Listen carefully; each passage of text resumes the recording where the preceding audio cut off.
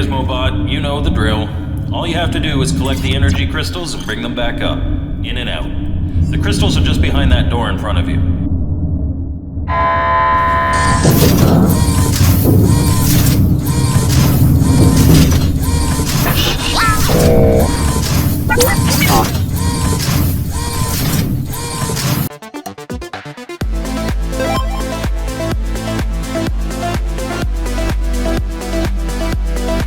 Welcome to Mike's Gaming Gala, I'm Mike, and this week we're looking at Space Bandits for the Intellivision, published by Blah Blah Woof Woof, which is now available from Intellivision Collector.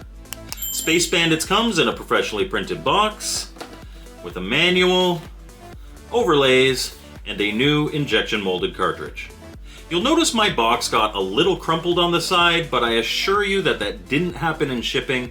We had an accidental squishing incident here, so hopefully next order I make from Luke, he can send me a replacement box. Alright, is it any good? Well, don't forget to plug in your IntelliVoice, and let's have a look. After the splash screen, you get a simple title menu that shows the record high score, as well as prompting you to press the button to start. Pressing it, we choose whether we want to play a 1 or 2 player game, and then we're given some backstory. Androids have stolen valuable energy crystals, and you have to reclaim them before they become radioactive. To do this, you're equipped with 5 remotely controlled hunter robots that you send into the enemy tunnels. They've been programmed to respond to your every command, and they're valuable equipment, so use them wisely. Then we're thrown into the playfield.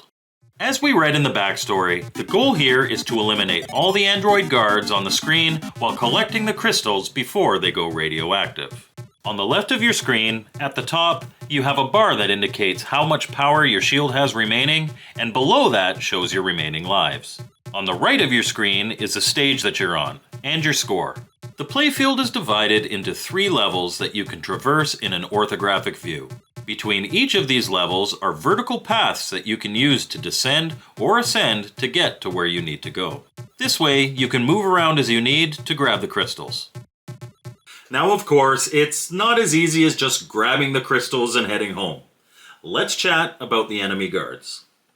In the first stage, there's only one guard that you'll need to eliminate, and it doesn't shoot at you. If you're new to the game, I highly recommend that you use Stage 1 as a training level where you can observe how the android guards move around the playfield.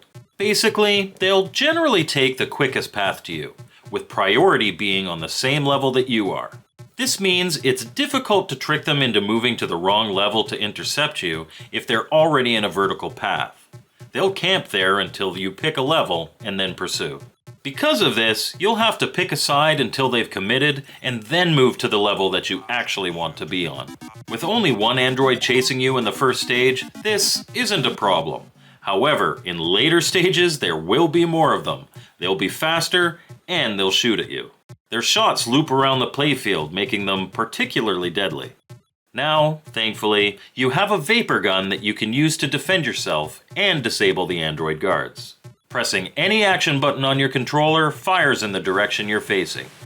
Your shots continue to circle the tunnels until they run out of energy or hit something, so be careful if you miss, as you could be killed by your own shots coming back around.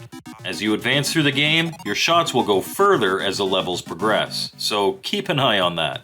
When you do hit an android, they're not removed from the screen, but rather disabled with energy balls emitting from them. This adds a level of strategy that makes you consider where to shoot an enemy, as they'll end up becoming deadly barriers. Once you eliminate all the android guards, the level ends, leaving any crystals that you didn't get unclaimed. For each android you shoot, you get 100 points, but for each crystal you collect, you get 500 points. So the strategy is to leave one android roaming around while you collect all of the crystals before shooting the last one in order to advance to the next round. The crystals spawn in one at a time and start as a red color. This quickly turns to a light blue, and then, if you don't get it in time, white. Once a crystal turns white, it's radioactive and deadly. If you touch it, you'll lose a life. At first this may sound complicated, but it really isn't. Things can get pretty hectic in later levels though, so in addition to being able to shoot the enemy, you have 2 other defensive abilities. The first is your shield. Pressing and holding the clear button on the number pad for a period will activate your shield, and you can use this to be invulnerable for a short time. When activated, your robot will change color to green and you can walk through anything, including enemy androids, their shots, and even radioactive crystals. You can't just spam the shield though. As I mentioned earlier, on the left is a bar that shows you how much energy your shield has. If your playstyle involves a lot of shield use, you'll need to keep an eye on this. The only problem with the shield is that activation of it takes a second or two to take effect. I found that when playing, by the time I realized that I needed a shield, it was almost always too late. I'd press the button and get hit before the shield went up. For that reason, I generally don't use it.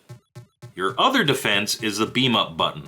If you find yourself in a really sticky situation, pressing and holding the enter button will take a page out of Star Trek's book and beam you up. This basically allows you to reset the level without losing a life. The crystals and androids will respawn and you'll start at the playfield. That actually leads me to something else that I probably should mention. When you beat around, the game spawns the next one right away, which means that you start each level in the same spot you finished the last one. There's a short grace period to allow you to get into a better position if needed, but the amount of time you get gets shorter for every stage. In general, I find playing from the lowest level to be more difficult than playing higher. Your mileage may vary, but just be aware of this spawning method so that you can be in a spot that you're comfortable with when a level ends. Keep fighting through stage after stage, trying to get as high a score as you can until you lose all your lives. Then it's game over and you can press an action button to start all over again. And that's Space Bandits for the Intellivision. So what did I think? I really like this one. The concept and gameplay are really fun and it's pretty well executed. That said, it's not perfect. The vertical paths are sometimes a bit tricky to navigate, and I'm not a fan of the delay that the shield takes to activate. I was a game tester on this one, and I gave the feedback that I thought the shield should activate instantly when you press the button.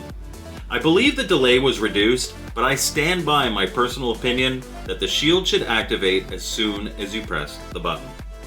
Many times, by the time you realize you need your shield, it's too late.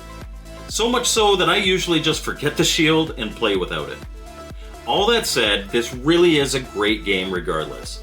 Super fun, fast-paced, and yes, it gets my recommendation. Thank you for watching my video. I hope you liked it, and thank you so much to my channel members. I appreciate your support so much. As always, my contact info is in the description, and we'll see you next time on Mike's Gaming Gala.